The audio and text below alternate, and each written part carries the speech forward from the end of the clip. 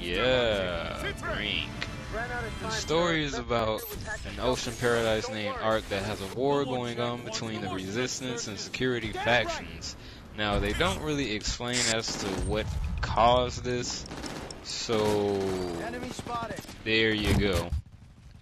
Now, the gameplay is quite fluid, which I commend them for, but it leaves you feeling like you don't have much control over your actions because all of your little parkour moves are streamlined to one little shoulder button.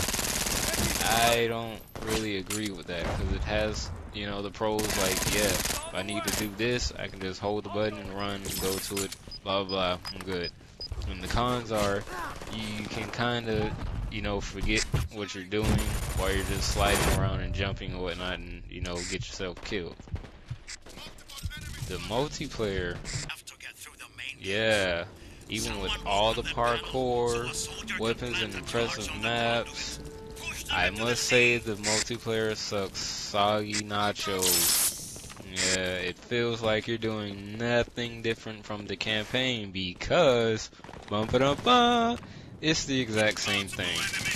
The whole supposed seamless flow between the single and multiplayer is only there because there really is no multiplayer.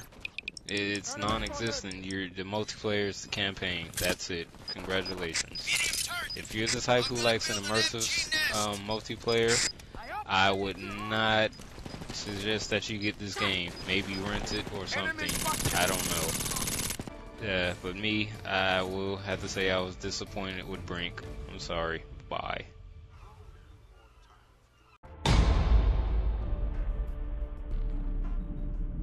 Yeah, I can agree with that, because while the game does use a lot of colors and is graphically pleasing, the execution of it just isn't so great.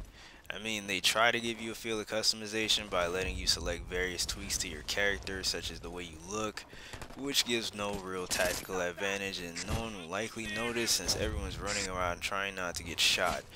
And the couple weapon mods, and you can even choose your body type, of which the choices are light, medium, and heavy. Whoop-de-doo.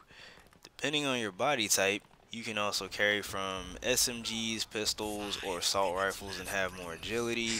Or on the heavy side, you can carry bigger guns such as Gatling guns and be able to have a heavier secondary weapon, but you won't be able to do all the fancy climbing.